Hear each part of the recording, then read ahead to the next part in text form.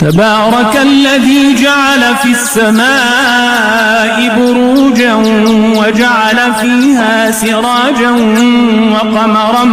منيرا وهو الذي جعل الليل والنهار خلفة لمن أراد أن يذكر أو أراد شكورا وعباد الرحمن الذين يمشون على الأرض هونا وإذا خاطبهم الجاهلون قالوا سلاما والذين يبيتون لربهم سجدا وقياما والذين يقولون ربنا اصرف عنا عذاب جهنم